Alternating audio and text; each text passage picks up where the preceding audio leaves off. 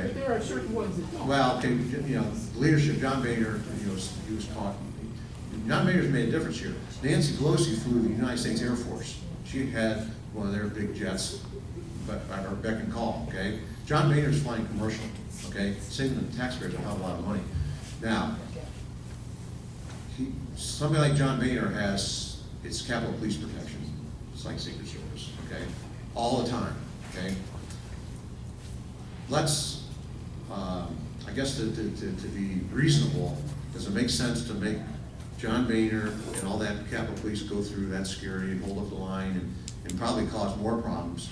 Because I imagine when John Boehner, as visible as he is now, he's on all the TV talk shows and everybody seems to know him now, you know, if he's waiting in the security, I can just imagine, you know, it doesn't make sense. At certain levels, people at certain levels of government, just doesn't make sense to do certain things like that.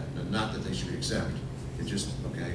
But most members of Congress, we have to do everything, you know, we don't get it. The only thing I get different than you get, I found out, is that the Capitol, I don't have to go through the metal detectors to get in the Capitol now. My staff does, but members don't have to. We can circumvent that. But not much, I've seen that much difference. What's that? That's so Claire McCaskill did with her fish. But, you know, there's some things reasonable. But don't get me wrong, I agree with you, we should not be passing laws to exempt ourselves. Thank you.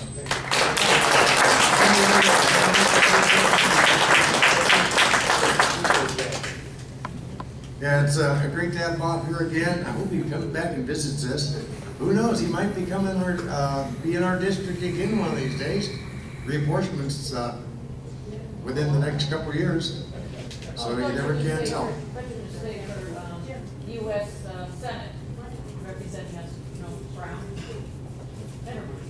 He would be representing us. Right, they redraw the boundaries for the 2012 election. Who knows what district will be in and will be represented. Chris? We need to remember to call her to let them know, giving them words of encouragement, not just bitching. That's a good point. We do need to, you know, they're going into this funny world, and they need to hear from us periodically, words of support, keep them going. A couple of things I heard that I'd like to mention, and that was one of them, that we need to stay in touch and give them our support. But Bob touched on a really important point here. A lot of us start looking at the little nickels and dimes of what we believe in, and we get fixated on those. And if you think about what they're trying to do is win the hearts and minds of the people. We didn't really win the war with this last election. We just leveled the playing field a little bit. We still don't have the Senate. We don't have the veto power. We've got to build the will of the people for 2012 to win that election too. And we don't do it on nickels and dimes. We do it on things that really are compelling and educational and motivational to the overwhelming majority of people.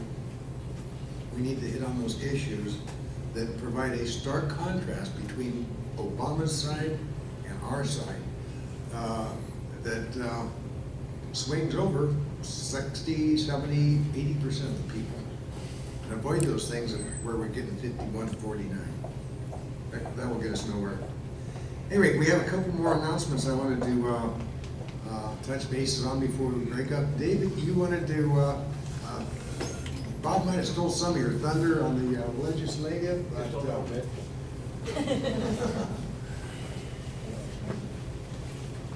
Morning, everybody. Morning. I told Jim I wanted 3 minutes to rant, but I'm not very good at ranting. And after hearing Congressman Gibbs discuss a lot of things, yes, there's a lot of things I wanted to mention. So my whole point was to encourage people to become engaged more than you are. Become engaged, make phone calls, write letters, do whatever. But perhaps more important, and to Jim's point, is engage your neighbor. Get somebody else to become engaged as well. I had a list, and so I'll just run the list through of things that I guess I'm thinking business as usual, and I'm worried about it. Earmarks. Earmarks seem to be continuing. food bill, which I call the Bake Save bill, in case you don't know why. Everybody know why it's called the Bake Save bill? The agriculture department wants to add 5,000 people to make sure that high schools don't have too many bake sales. Good grief. That is S-531, and as far as I know right now, that's been included in an appropriation bill. So it's buried in that bill, and they have to pass it or try. They're still trying for the DREAM Act.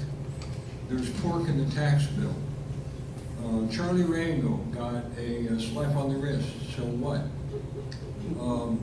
Moderates are being proposed for chairmanship, like Upton from California.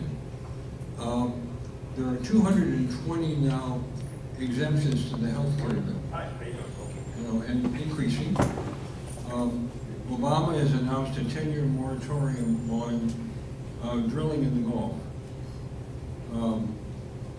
And I think I heard, if this is accurate, that we have offered, or perhaps it's already happened, a 50% ownership of some uranium mine in this country, sharing with the Russians.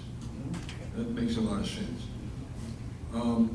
Obama is graciously offering to delay his vacation to Hawaii, another one, so that he can pressure the Senate in passing the arms control bill with Russia. The Fed is working on QE2. The FCC wants to regulate the internet. Have I said enough?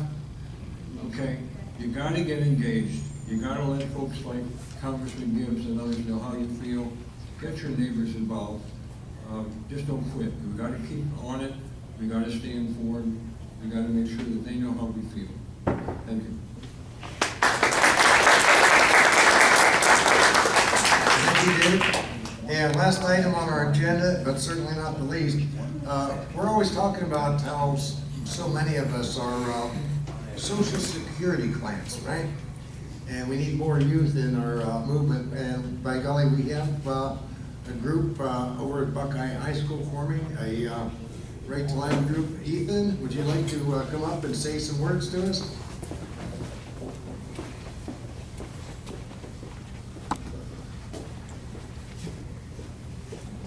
Microphone for him.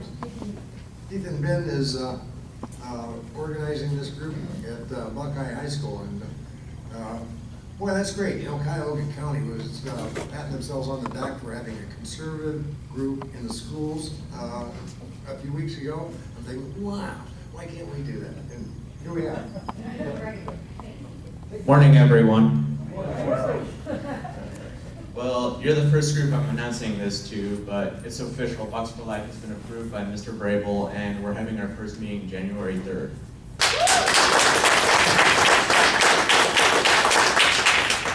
I've got about 40 supporters out at Buckeye so far, and I like the odds out there. Here, like the third week of school or so, we had a silence day for pro-life. And there were about 40 students walking around with tape on their mouths for pro-life. I saw maybe 6 people doing it for pro-choice. I like the odds. I truthfully do. And we're doing great so far. This past week, I have found a supervisor for the group. I've got it approved by Mr. Variable, and I've got the use forms for the building turned in. We are doing amazing right now. I mean, I expected it to be like another 3-month battle just to get it going. I didn't expect it to have it done in 1 week. It's just awesome. One of the things I'd like to talk about is the trip to DC that we will be having January 22nd through, I believe it's the 24th. I believe that's the dates. So far we have 6 youth from this region coming just from our groups. But we're going to be going to the PLYC there. Them alone, that's 4 bus fulls. It's going to be a huge thing. It's the March for Life in DC. Like I said, 6 students we had going. And we could use any donations for food or snacks on the way down. Anything's appreciated. But because I did a speech at St. Martin's of Tours over the past weekend at each of the masses, they did donations for us, which I didn't even really expect. But because of that, every last student that we have going is paid off.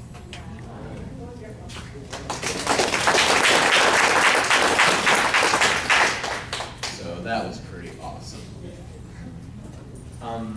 We are the sister group to the 410 Genesis Project, which is the youth pro-life group at St. Martin's of Tours. The reason we are the sister group is because Erica Leonhoff, who started that, went to the Walsh University with me for a PLYC convention where we started all of this. That was about 6 months ago I got started on this. Boy, it's awesome. I can't get over the fact that it's already going. We're starting a bucket Oh, thank you guys. Thank you. Give yourselves a pat on the back. But, awesome.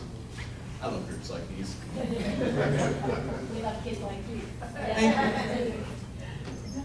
Well, Ethan, why don't you mention how it's not a denominational group? Doesn't matter what religion you belong to. yeah, it doesn't matter what religion you belong. I have a couple actual atheist friends that are going to be joining in. I have a couple leftist friends that are going to be joining in. It's a moral value. It's not political in my mind. It's not religious. It's moral. It's what you believe in. That's the main thing I believe in this group. Me, myself, since I'm here, I'm St. Martin's of Tours all the way. I'm very conservative, but like I said, I have friends that aren't, and yet they're still willing to join. We had been receiving some difficulties beforehand, though, with the principal finding a teacher. Luckily, we did get it sorted out. Basically, what happened was I had 2 teachers beforehand that said they would help. Then he talked with them, and then they denied it the next day. But I finally found a teacher that said, Mrs. Ramsar said that she would stand up for us, and she understands the fact that she has to be quiet in meetings, or else she'll be in jeopardy. That's what it's all about. That's what we were receiving. She would be if she started talking more about her life. She has to keep quiet, unfortunately, but she still says that she'll support us all the way. And what I'm looking at is having a meeting once a month at Buckeye, and then having a outside of the working clinics protest once a month. That's what I'm looking for.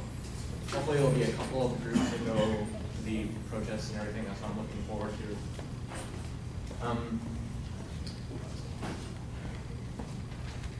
Running out of things to say.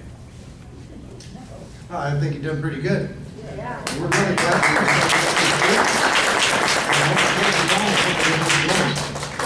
Yeah, hopefully it will. Great, thanks, Ethan. Okay, do we have any final announcements? Yes, Marcia. I just want to tell everybody, don't forget about the vets. I'm still collecting magazines and stuff. You can drop it off at Mcfan. Cookies, packaged, not homemade, toiletries, new underwear, whatever you want to send to the guys. And then the other thing is, a friend of mine asked me last week, she said, do you want to go to Wilmington next Wednesday? And I said, gee, Sarah, it's 3 hours each way. And she said, so what? So we're going down, and she's loaded up, her Jeep is full of food products for the people down there. And I would like to load up my Pontiac. So if anybody wants to donate any food products or anything, toys for kids for Christmas, leave them at Mcfan, and I'll drive down with Sarah, and we'll just drop the stuff off. Wilmington is the Glenn Beck thing that's going on next Wednesday. I'm sure you all know that. The town that has no jobs. And it's Christmas. Thank you. That's it, yeah, they had 12,000 people and 9,500 people lost their job in DHL. yeah. My son's new wife, husband, or father. Somebody was one of those, yeah. Okay, Eleanor? I just want to say, it is, from what Glenn Beck said, this town has gotten together and they pray 24 hours a day, every day. You know, the circle of people get together, doesn't matter what religion or anything, but they are praying 24 hours a day. And they haven't asked for any federal aid. That's right. Great, anything else? Going once, going twice. Our next meeting will be January 8th, right here. We look forward to seeing you all then. We hope you all have a Merry Christmas, and keep those congressmen honest. Thank you.